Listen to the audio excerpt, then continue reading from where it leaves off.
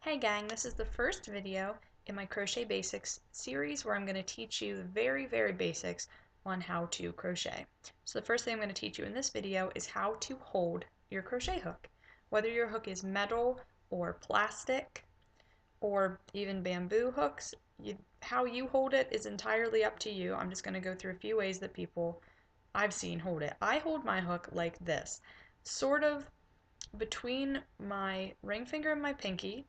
Other people hold it like they are holding a pencil, kind of. I don't prefer that as much because I feel like I have less control. I hold it down here so that I have more stability on the bottom half of the handle. And sometimes I will choke up on the handle a little bit and put my thumb on the flat part, but for the most part, how you hold it is entirely up to you and what you feel you're most comfortable with. Now the first thing you want to do as far as yarn goes when crocheting is you want to make a slip knot, which is really basic, but some people will wonder. Some people say to wrap it around your two fingers, which just gives you a sizable loop. And from there I adjust it so that I have a long tail on one half, because you're going to want to weave that in the end. So you've got yourself a loop, and you're going to take that tail and tuck it around the back. If you were making a normal loop, you would pull this through and you'd have a knot. But what you're going to do is grab the end of that and pull in that loop, and it'll tighten your knot together and give you a slip knot.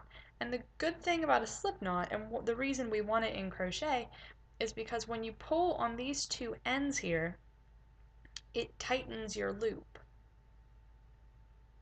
It makes it smaller. And the thing with crochet is that's where your hook's going to go. So when you put your hook in through your loop, you want that to be nice and snug right up on your hook so that it's not sliding around and so that your stitches are all uniform. So all you have to do is pull on those and you've got it tightened to your hook and you're halfway to starting. The last thing that you're going to want to learn before you get started is how to control your tension. The way that I control my tension is I wrap it sort of, or drape it over my last two fingers, my ring finger and my pinky, and I hold it with those fingers. It's kind of how I hold my crochet hook. Then I take it over my ring finger, or my middle finger, and over my index finger.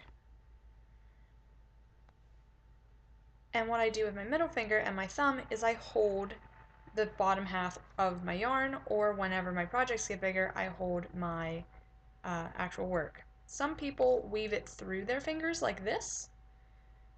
I find that I don't have the much stability that way, but if that's how you do it and you feel most comfortable doing it, that's fine. Some people wrap it around their pinky and weave it through their fingers. As long as your middle finger and your thumb are free to hold on to your work and you've got the ability to keep your yarn at the tension that you want it to be, then just do it how you feel like you want to do it. Play around with it and see what works for you. This is definitely not how I held my yarn when I first started. So if it works for you, then that's fine. And I'll see you in the next videos, guys. Bye.